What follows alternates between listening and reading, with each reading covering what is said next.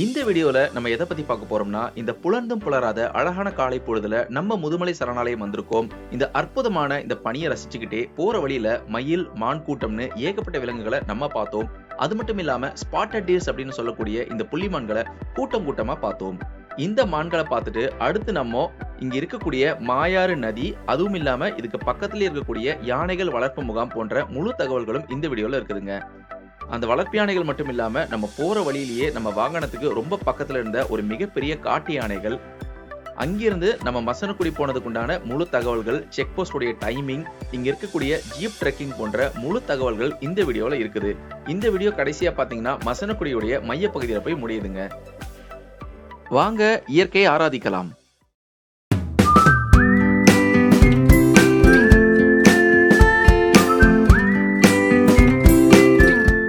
Hello viewers, welcome to Jungle Database.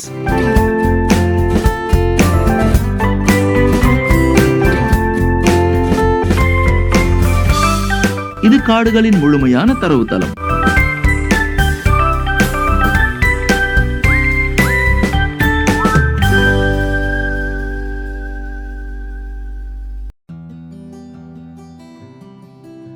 மணி காலையில ஒரு 7 மணி ஆகுதுங்க. இந்த டிசம்பர் மாசத்துல பனி சூழ்ந்த இந்த அழகான இந்த முதுமலை காட்டுக்குள்ள தான் நம்ம நுழைஞ்சுக்கிட்டு இருக்கோம்.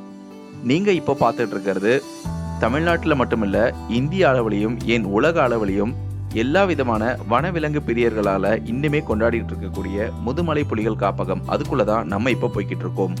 நம்மளுடைய ஜங்கல் டேட்டாபேஸ் சேனல்ல ஏற்கனவே இந்த முதுமலையை பத்தி வீடியோ போட்டிருந்தாலும், இந்த வாரம் இந்த வீடியோல நீங்க பார்க்க போறது ரொம்ப ஸ்பெஷலா தான் இருக்கும். அடர்ந்த மரங்களை கொண்ட இந்த அழகிய வனப்பகுதி எப்பவுமே பார்க்கறதுக்கு ரம்மியமா இருந்தாலும், இப்ப நாம ஒரு புலர்ந்தும் புலராத ஒரு காலை பொழுதுல நம்மளுடைய பயணத்தை தொடங்கி இருக்கிறோம். நம்மளுடைய திட்டம் என்னன்னு பாத்தீங்கன்னாக்க, இந்த முதுமலை சரணாலயம் முனைப்பு பகுதியில் இருந்து இங்கிருந்து ஒரு 20 கிலோமீட்டர் நம்ம பயணம் செஞ்சு தெப்பக்காடு, அதாவது முதுமலை அடைகிறோம். அங்கிருந்து முதுமலையில இருக்கக்கூடிய வளர்ப்பு யானைகள் முகாமுக்கு போறோம். அந்த இடங்கள் எல்லாத்தையும் காட்டிட்டு, அங்கிருந்து நம்ம சேனல்ல இதுவரைக்கும் போடாத மசனக்குடிக்கு எப்படி போறது, போற வழியில நம்ம என்னென்ன விலங்குகளை பார்த்தோம், இந்த இயற்கை பயணத்தை பத்தி தான் இந்த வீடியோ ஒரு அழகான தொகுப்பா வந்திருக்குது.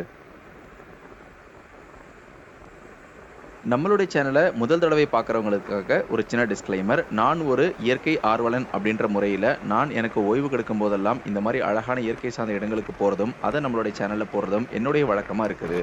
நீங்களும் என்னை போல் ஒரு இயற்கை ஆர்வலராக இருந்தீங்கன்னாக்க, நாங்கள் போடக்கூடிய ஒரு வீடியோவும் நிச்சயமாக உங்களுக்கு ஒரு விஷுவல் ட்ரீட்டாக அமையும். ஸோ எங்களுடைய வீடியோ பிடிச்சிருந்தா எனக்கு ஒரு லைக் கொடுக்க மறக்காதீங்க. உங்கள் ஃப்ரெண்ட்ஸ் அண்ட் ஃபேமிலிக்கும் ஷேர் பண்ணுங்கள். நிச்சயமாக சப்ஸ்கிரைப் பண்ணிட்டு தான் நம்மளுடைய வீடியோஸ் எல்லாத்தையும் பார்ப்பீங்கன்னு நான் நம்புகிறேன்.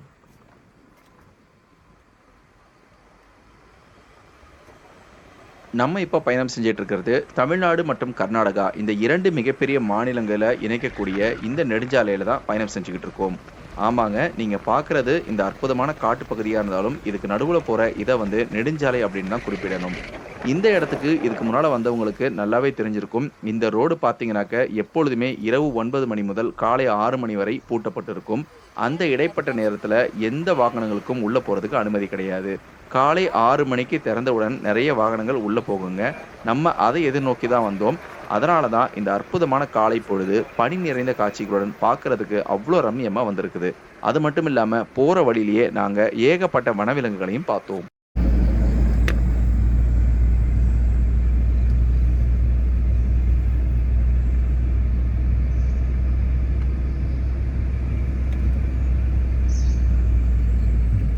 இரவு முழுவதும் நிசப்தமா இருந்த இந்த காடு இப்ப இந்த புலந்தும் புலராந்த வேளையில தன்னுடைய தூக்கத்திலிருந்து வெளிக்குதுங்க. நாங்க போற வழியிலேயே ஏகப்பட்ட அழகான பல பறவை சத்தங்களை எங்களால கேட்க முடிஞ்சது. பொதுவாகவே விலங்குகளுடைய பழக்கம் என்னன்னு பார்த்தீங்கன்னாக்க, இரவு முழுவதும் அதுங்க வேட்டையாடும், இல்லைனா உணவு தேடி எல்லா காடுகள் எல்லா இடங்களிலும் அலைஞ்சு திரியும். ஆனா பொழுது விடிஞ்சவன பார்த்தீங்கன்னா, மேக்சிமம் இங்கிருந்து காட்டுக்குள்ள போய் தங்களுடைய நிரந்தர இருப்பிடத்துல இருக்கணும் அப்படின்னு தான் ஆசைப்படும். இருந்தாலுமே நம்ம இந்த அழகான இந்த காலை நேரத்துல இந்த காடுகளை பார்த்து ரசிக்கணும் அப்படின்னு மெனக்கெட்டு இந்த பயணத்தை மேற்கொண்டுட்டு இருக்கோம்.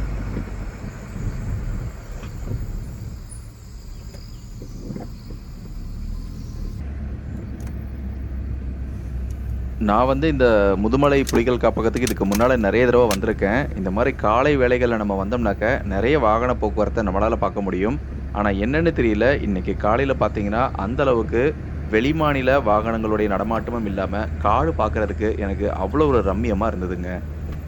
இந்த காலை நேரத்துல இந்த மரங்கள்ல இருக்கக்கூடிய இந்த சுத்தமான ஆக்ஸிஜன அப்படியே சுவாசிச்சுட்டு போறதுக்கே எனக்கு அவ்வளோ அற்புதமா இருந்தது. போற வழிகள்லயே என்னால ஏகப்பட்ட புள்ளிமான்கள், அதாவது ஸ்பாட்டட் டீர்ஸ் அப்படின்னு சொல்லப்படுற ஏகப்பட்ட புள்ளிமான்களை என்னால பார்க்க முடிஞ்சது.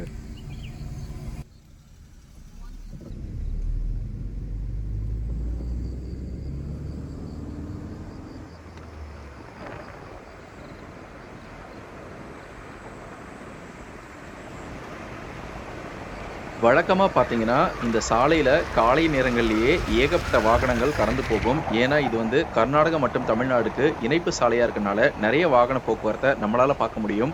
அது மட்டும் இல்லாம, விடுமுறை தினங்கள்ல நெறைய பேரு சுற்றுலா பயணிகள் இங்க வருவாங்க. ஆனா, இன்னைக்கு அந்த ஃபங்கல் புயல் அப்படின்ற ஒரு warning, cyclone alert, heavy rainfall alert, அதீத மழை பெய்யுற அலர்ட் இருக்கனால, நெறைய சுற்றுலா பயணிகளுடைய எண்ணிக்கை எனக்கு இன்னைக்கு குறைவா தான் இருந்தது.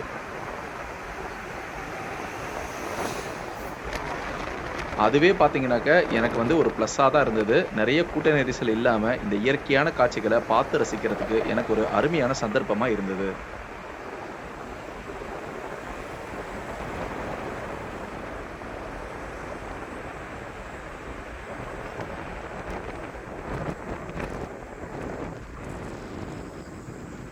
அப்படி நான் போயிட்டுருக்கும் பொழுது, சாலைக்கு ரொம்ப ஓரத்திலேயே ஒரு அழகான ஆண் மயில எனக்கு பார்க்கக்கூடிய வாய்ப்பு கிடைச்சது. என்றுமே மயில் அழகு, அதுவும் இந்த இயற்கை அழகு நிறைந்த இந்த இடத்துல பார்க்கறது ரொம்ப பேரழகா இருந்துச்சு.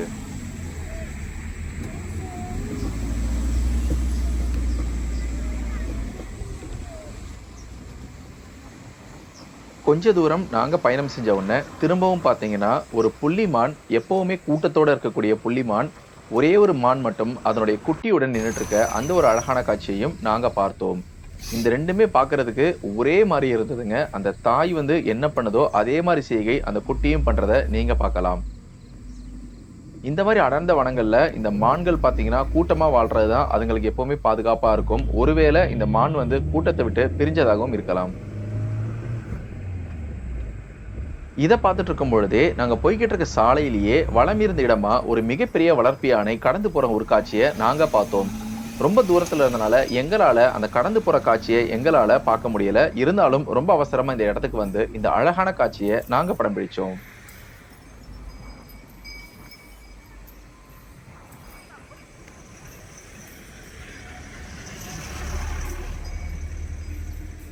அதனுடைய கழுத்துல மாட்டியிருக்கிற அந்த மணியோசையுடைய சத்தம் கூட எவ்வளவு துல்லியமா இந்த அமைதியான காட்டுல நமக்கு கேக்குதுன்றத பாருங்க.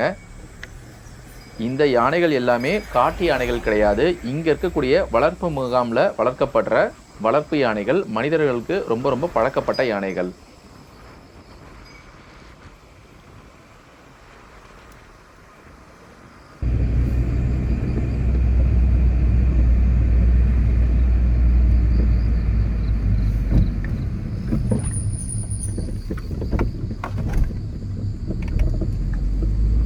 நம்மளும் ரொம்ப நேரமா இந்த காட்டுக்குள்ள பயணம் செஞ்சு வந்துகிட்டு இருக்கோம். இதுவரைக்கும் ஏகப்பட்ட புள்ளிமான்கள், மயில்கள், மான்கள்னு நிறைய பார்த்தோம். ஆனா இருந்தாலும் இதுவரைக்கும் எந்த காட்டு யானையும் நம்ம கண்ணுல சிக்கல.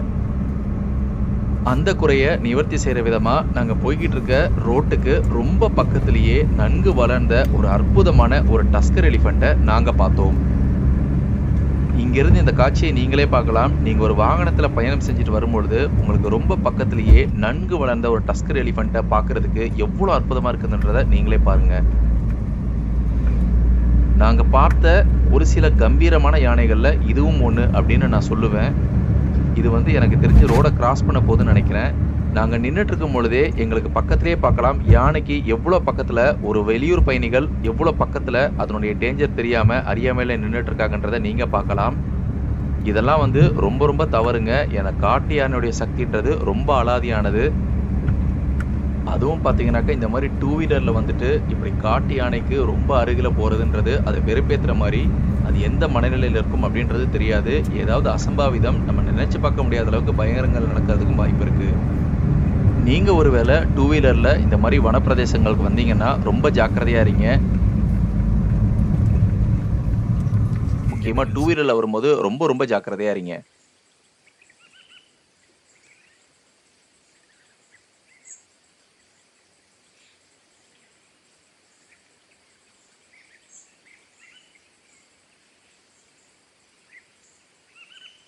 நாங்க பார்த்து ரசிச்ச அந்த அற்புதமான, அழகான இந்த காட்டு யானையின் கம்பீரமான காட்சிகள் இதோ உங்கள் பார்வைக்காக.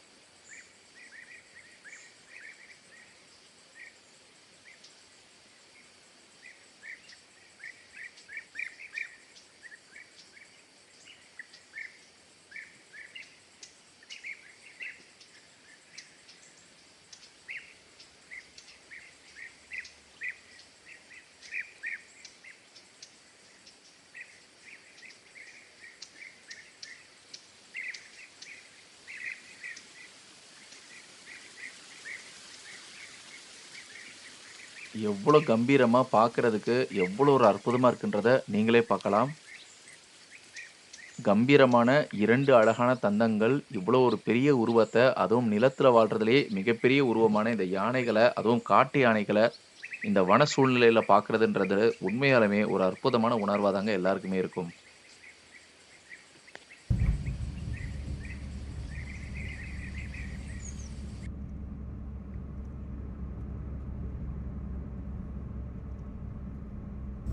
உண்மையாலுமே சொல்றேன். நமக்கு மட்டும் இந்த வேலை அப்படின்ற பொறுப்புகள்லாம் இல்லைனா, இங்கேயே ஏதாவது ஒரு குடிசையில கூட தங்கிரலாமா அப்படின்ற மாரி தான் இந்த இடங்கள் எல்லாமே பார்க்கறதுக்கு அவ்வளோ ஒரு ரம்மியமா காட்சி அளிக்குது. ஏகப்பட்ட இடங்கள்ல என்னால கூட்டம் கூட்டமா புள்ளிமான்களை பார்க்க முடியுது. சில இடங்கள்ல பார்த்தீங்கன்னா மயில் கூட்டங்களையும் என்னால பார்க்க முடியுது. நீங்க இப்ப பார்த்துக்கிட்டு இருக்க, நம்ம போய்கிட்டு இருக்க இதே சாலையில இடதுபுறம் பார்த்தீங்கன்னா இங்க இருக்கக்கூடிய பழங்குடி மக்கள் வாழ்றதுக்காக ஆங்காங்கே தொகுப்பான வீடுகளையும் என்னால பார்க்க முடியுதுங்க.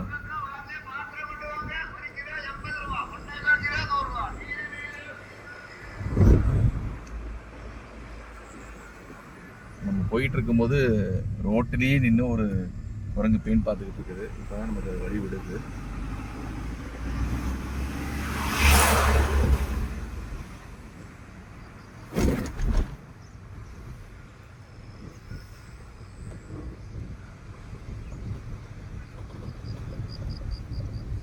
காடு அப்படின்றது எப்பவுமே ஒரு ரம்மியமான சூழ்நிலையா இருக்கும். அதுவும் இந்த மாதிரி அதிகாலை பொழுது நம்ம வந்தோம்னாக்க மனித வாழ்க்கையில நம்ம எவ்வளவு விஷயங்களை தவற விடுறோம் அப்படின்றத இந்த மாதிரி இடங்களுக்கு வரும்போது நம்ம பார்த்து தெரிஞ்சுக்கலாம்.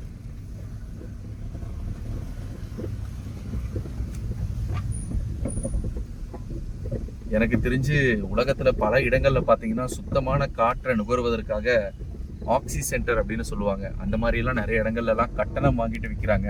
ஆனா இந்த மாதிரி இடங்களுக்கு வந்தீங்கன்னா நீங்க 0% கெமிக்கல், 100% சுத்தமான இந்த இயற்கை மூலிகை கலந்த இந்த காற்றை சுவாசிக்கும் பொழுதே நம்ம மனதுக்கும் உடலுக்கும் அவ்வளோ ஒரு புத்துணர்ச்சி வருது. ஒரு சில மீட்டர் இடைவெளியில திரும்பவும் என்னால ஒரு மிகப்பெரிய மான் கூட்டத்தை பார்க்க முடியுது. நானும் எவ்வளோ காடுகளுக்கு போயிருக்கேன். குறிப்பா மான்கள் பார்த்தீங்கன்னாக்க இந்த மாதிரி மனிதர்கள் உள்ள வந்துட்டாங்க அப்படின்னு தெரிஞ்சா இங்கேருந்து ஓடிடும். ஆனா இந்த முதுமலை காடுகளில் வாழக்கூடிய இந்த மான்களுக்கு பார்த்தீங்கன்னாக்க நம்ம இவ்வளோ பக்கத்துல வந்துமே எந்த சலனமும் இல்லாம அதுங்க பாட்டுக்கு மேய்ஞ்சிக்கிட்டு இருக்குது. இந்த கூட்டத்துல மட்டுமே பார்த்தீங்கன்னா கிட்டத்தட்ட ஒரு 50 மான்கள் இருக்கும். எல்லாமே ஸ்பாட்டட் டீர்ஸ் அப்படின்னு சொல்லக்கூடிய புள்ளி மான்கள். அது வந்து நம்ம கிட்ட எதை எதிர்நோக்குது, என்ன கேட்குதுன்றது தான் நம்மளால இந்த குறியீடை நம்மளால புரிஞ்சிக்க முடியல. அற்புதம். இதை பற்றி ஏற்கனவே நம்ம ஒரு வீடியோ டீட்டெயிலாக போட்டிருக்கோம். பார்க்காதவங்களுக்காக அந்த வீடியோவுடைய லிங்க்கையும் நான் இங்கே டிஸ்கிரிப்ஷனில் கொடுக்குறேன். இதுக்கு பக்கத்துலேயே நீங்கள் பார்த்துக்கிட்டு இருக்க இந்த பள்ளத்தாக்கில் ஓடுறத ஆறுக்கு பேர் தான் மாயாறு அப்படின்னு சொல்லுவாங்க.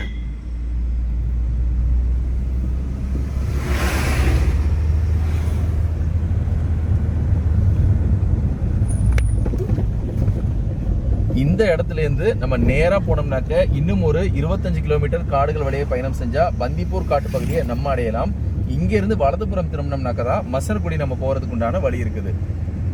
இந்த இடத்துல ஏன் வாகன நெரிசலா இருக்குன்னு பாத்தீங்கன்னாக்க, இந்த முதுமலை புலிகள் சரணாலயத்துல ஃபாரஸ்ட் சஃபாரியும் கூட்டிட்டு போறாங்க. அதுக்கு உண்டான டிக்கெட் எடுக்கிறதுக்கு இங்க தான் டிக்கெட் கவுண்டர் இருக்குது. அதனாலதான் இங்க காலையிலேயே இவ்வளவு வாகன நெரிசலா இருக்குது.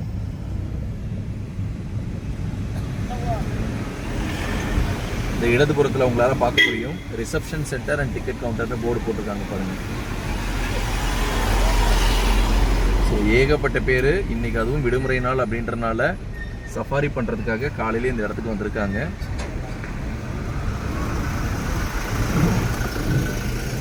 இப்போ எனக்கு முன்னால நேரா போற ரோடு பாத்தீங்கன்னாக்க பந்திப்பூர் போற ரோடு. நம்ம ஏற்கனவே நம்ம சேனல்ல இங்கிருந்து பந்திப்பூர் போன வீடியோ போட்டனால இப்போ நம்ம இங்கிருந்து வலதுபுறமா திரும்பி மசனகுடி போக போறோம். போர்டு பாருங்க, மைசூர் மசனகுடி அப்படின்னே போட்டிருக்காங்க.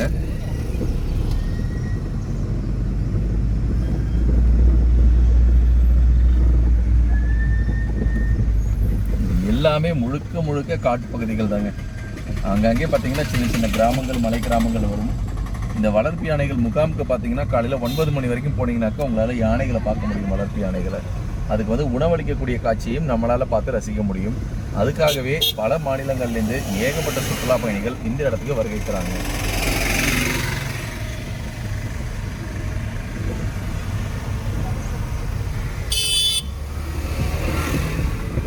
நீங்க பார்த்துக்கிட்டு இருக்கிறது இந்த மாயாருடைய அழகான தோற்றம்.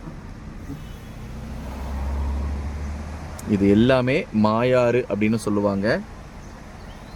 மாயாறு அப்படின்றதுக்கு அர்த்தம் என்னன்னு பார்த்தீங்கன்னா மாயமான நீர், மாயமான நதி அப்படின்னு சொல்லுவாங்க. ஏன்னா திடீர் மழையால் இந்த இடத்துல வந்து எப்போ வெள்ளப்பெருக்கு ஏற்படும், எப்போ போகும் அப்படின்றதே தெரியாது. இப்போ நம்ம பார்த்துக்கிட்டு இருக்க இந்த அமைதியான நதியில் எப்போ வேணாலும் வெள்ளப்பெருக்கு ஒரு மாயமான முறையில் ஏற்படுறதுனால காலப்போக்கில் அந்த பெயர் மருவி மாயாறு அப்படின்னு சொல்கிறாங்க.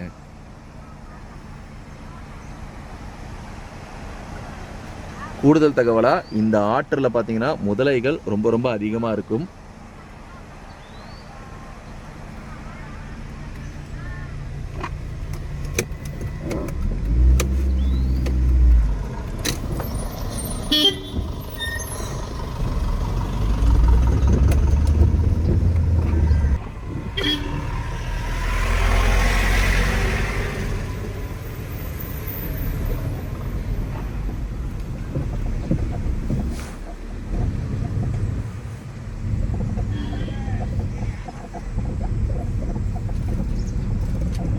எவ்வளவு வளர்ப்பு யானைகள் தூரத்தில் நடந்து போயிட்டு இருக்குன்றதை நீங்க பார்க்கலாம்.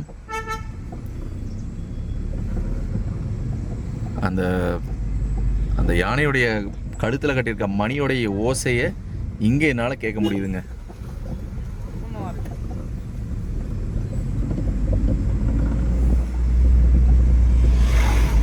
ஆனா வந்து இதே வளர்ப்பு யானைகள் பார்க்கறதுக்கும் இதே நேரத்துல இந்த இயற்கையான சூழல்ல நம்ம ஒரு காட்டு யானையை பார்க்குறதுக்கும் மிகப்பெரிய வித்தியாசம் இருக்குது. வளர்ப்பு யானை அப்படின்றது மனிதர்களுக்கு பழக்கப்பட்டது, கொஞ்சம் சாந்தமானதாக இருக்கும். ஆனால் காட்டு யானைகளுடைய குணாதிசயம் அதுக்கு முற்றிலும் மாறுபட்டது. இந்த இடத்துல பார்த்தீங்கன்னாக்கா இந்த பாலம் ரொம்ப ரொம்ப முக்கியத்துவம் வாய்ந்ததுங்க. இதுக்கு பேர் மாயாறு பாலம் அப்படின்னு சொல்லுவாங்க.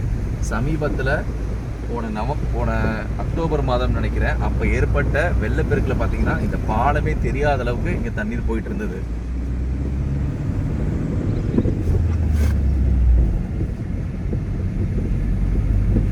நம்ம இப்போ முதுமலையிலிருந்து வந்து மசனகுடியை நோக்கி பயணம் செஞ்சுக்கிட்டு இருக்கோம். இயற்கை எழில் கொஞ்சம் இந்த அழகான காட்சிகள் எல்லாமே உங்கள் பார்வைக்காக.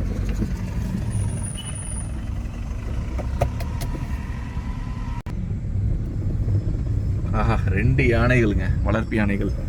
அந்த வளர்ப்பு முகாம் முடிஞ்சு எல்லாமே பட்டிக்கு ஓட்டிட்டு போறாங்கன்னு நினைக்கிறேன். எவ்வளோ அற்புதமா இருக்கு பாருங்க இங்க இருந்து பார்க்கிறதுக்கு.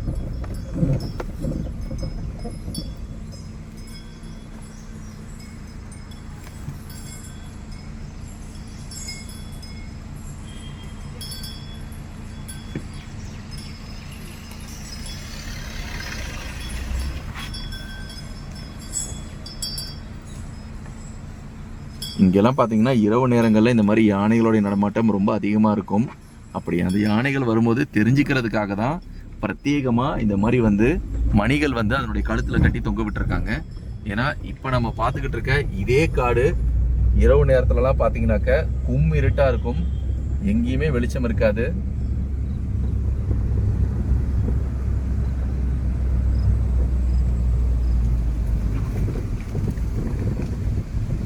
மாற்றணும் அப்படின்றதுக்காக இந்த இடத்துக்கு நான் இப்போ வந்து வீடியோ எடுத்துக்கிட்டு இருக்கோம். இப்போ நீங்கள் எனக்கு இடதுபுறத்தில் பார்க்குறது தான் முதுமலை டைகர் ரிசர்வுடைய வளர்ப்பு யானைகள் இருக்கக்கூடிய எலிஃபென்ட் கேம்ப் பகுதி.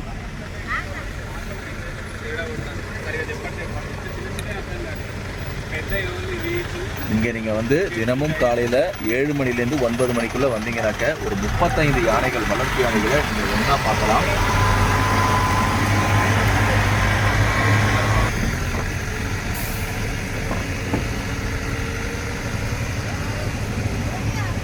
எல்லாமே முதுமலை புலிகள் காப்பகம் எலிஃபென்ட் கேம்ப். காலையில் பார்த்தீங்கன்னா 8:30 மணிக்கு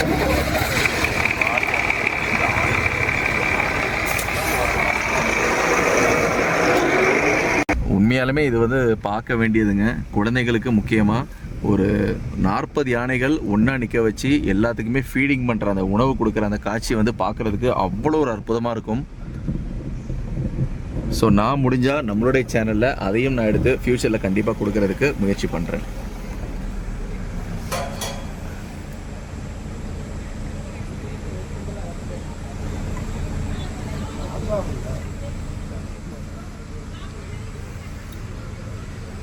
ஓகே, இப்போ வாங்க நம்ம மசனக்குடி நோக்கி பயணம் செய்ய ஆரம்பிச்சிடலாம்.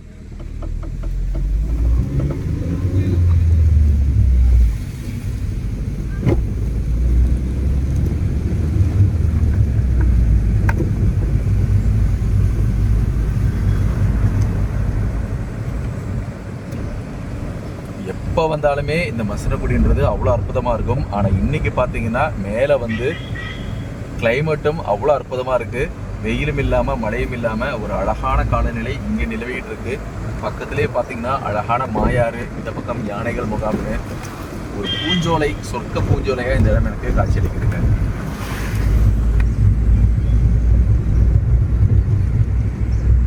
இங்கேருந்து கரெக்டாக ஒரு 7 கிலோமீட்டர் நம்ம பயணம் செஞ்சோன்னாக்க நம்மளால் மசனக்குடியை அடைய முடியும்.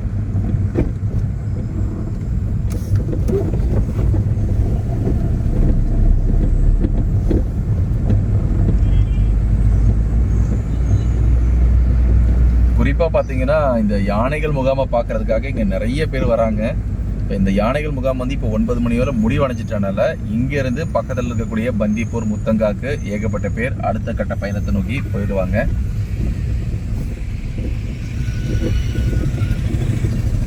இதுக்கு முன்னால் நம்ம ட்ராவல் பண்ண அந்த முதுமலை டு பந்திப்பூர் ரோடு பார்த்தீங்கன்னா அது ஒரு நேஷ்னல் ஹைவேவாக இருக்கனால டபுள் வேவாக கொஞ்சம் அகலமாக இருந்தது. ஆனால் இப்போ நம்ம போய்கிட்டு இருக்க இந்த மசனக்குடி போகிறதுக்கு உண்டான உள் இணைப்பு சாலை கொஞ்சம் அகலம் கம்மியாக தான் இருக்குது. இருந்தாலுமே எல்லா இடத்துலையுமே ரோடை நல்லாவே போட்டிருக்காங்க. இந்த அடர்ந்த காட்டுக்குள்ளே இந்த ரோடை இவ்வளோ அருமையாக போட்டிருக்காங்கன்னு நினைக்கிறதே ஒரு ஆச்சரியமாக தான் இருந்தது.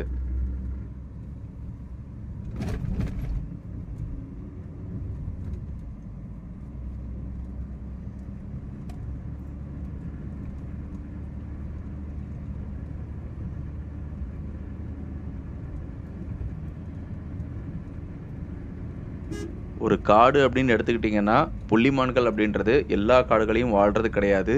புலி எப்படி ஒரு அடர்ந்த காட்டின் நல்ல அறிகுறி அப்படின்னு சொல்கிறாங்களோ, மான்கள் வாழ்கிறதும் நல்ல காட்டினுடைய ஒரு அடையாளமாக தான் இருக்குது. ஏன்னா புலி சிறுத்தைகளுடைய பிரதான உணவு அப்படின்றது இந்த புள்ளிமான் கூட்டங்கள் தான். நம்ம இதுக்கு முன்னால் பயணம் செஞ்ச அந்த முதுமலை சாலையை விட இது வந்து இயற்கை வனப்பில் அதை விட இங்கே கொஞ்சம் அதிகமாகவே இருக்குதுன்னு தான் நான் சொல்லுவேன். ஏன்னா எப்போவுமே வாகன போக்குவரத்து அப்படின்றது அந்த பிரதான ரோட்டில் கொஞ்சம் அதிகமாக இருக்கும். இங்கே மசனகுடி போகிற இந்த உள் ரோட்டில் கொஞ்சம் கம்மியாக இருக்கனால இயற்கை எனக்கு இன்னுமே ஒரு அழகாக தான் இருக்குது.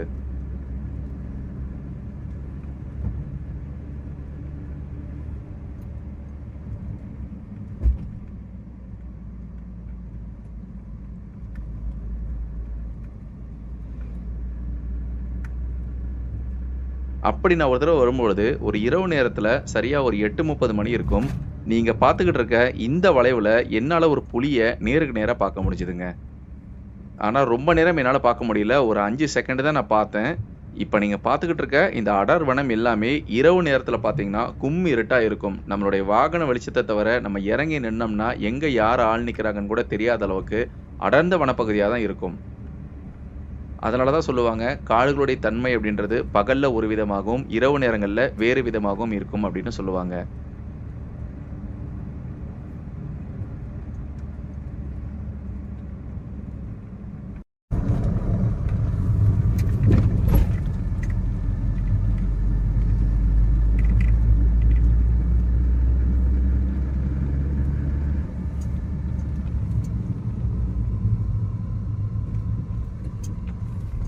ஒருவேளை இந்த இடத்துல கரடிய நடமாட்டம் அதிகமாகவும் இருக்கலாம். நம்ம நினைக்கிற மாரி கரடிங்கிறது ஒரு சாஃப்ட்டான அனிமல் கிடையாதுங்க. ரொம்ப ரொம்ப ஆபத்தான மிருகம். நீங்க நெறைய தடவ பார்த்துருக்கலாம். கரடி மனிதன் முதல் நெறைய இடத்துல நடந்திருக்குது. கரடிகளுடைய ஒரு கொடூர குணம் என்னன்னு பார்த்தீங்கன்னா, முதல்ல வந்து மனிதர்களுடைய மண்டை ஓட்ட தான் தாக்கும். இத்தனைக்கும் அது வந்து ஒரு சைவ பிராணி. ஆனா இருந்தாலும் கரடிகள் வந்து மனிதரை தாக்கக்கூடிய நிகழ்வு ஏகப்பட்ட இடத்துல நடந்திருக்குது. உள்ள வரும்போது மெயின் என்ட்ரன்ஸ்ல ஒரு செக் போஸ்ட் இருந்ததோ, அதே மாரி இங்க நம்ம மசனகுடி உள்ள நுழையறதுக்கும் இங்க தனியாவே ஒரு செக் போஸ்ட் வச்சிருக்காங்க. இது ஏன்னு பார்த்தீங்கன்னாக்க, இந்த மசனகுடி வரதுக்கு 2 வழி இருக்குதுங்க. ஒண்ணு வந்து முதுமலை வழியா வருது. இன்னொன்னு வந்து கர்நாடகத்திலேருந்து பந்திப்பூர் காடுகள் வழியா வரதுக்கு. 2 வழிகள்ல யார் வந்தாலுமே இந்த செக் போஸ்ட் சரியா 8:30 மணிக்கு அடைச்சிருவாங்க. அதுக்கப்புறம் பார்த்தீங்கன்னாக்க, எந்த வாகனமும் உள்ள போறதுக்கு வெளியூர் வாகனங்களுக்கு அனுமதி கிடையாது. அதனால தான் இந்த இடத்துல குறிப்பா இந்த செக் போஸ்ட்ட வச்சிருக்காங்க.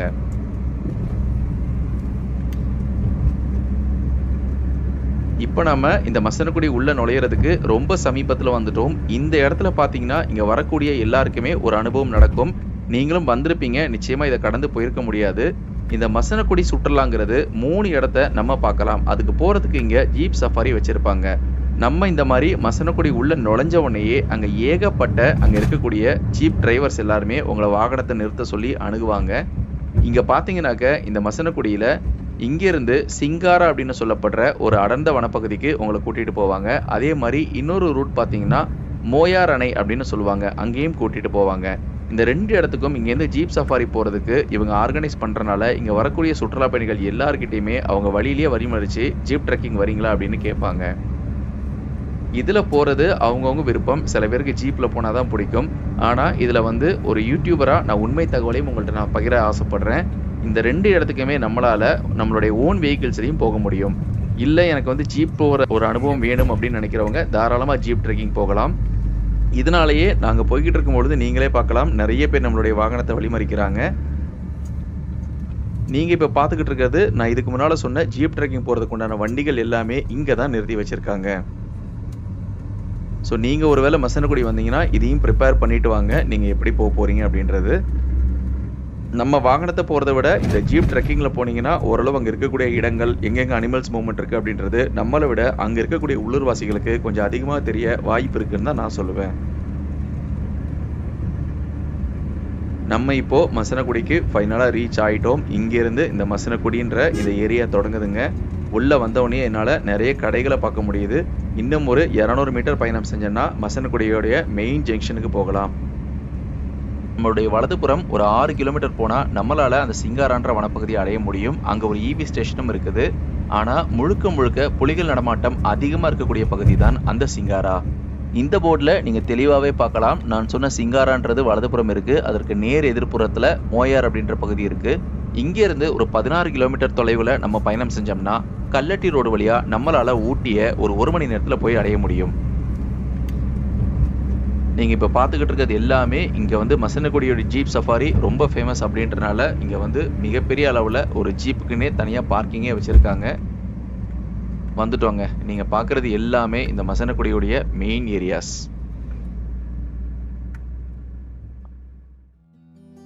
ஓகே ஃப்ரெண்ட்ஸ், இந்த வீடியோ நிச்சயமா உங்களுக்கு ரொம்ப பிடிச்சிருக்கும்னு நான் நம்புறேன். இந்த முதுமலை மசனகுடி பந்திப்பூரை பத்தி 1 by 1 ஒரு சீரீஸ் மாதிரி போட்டுட்டு வரோம்.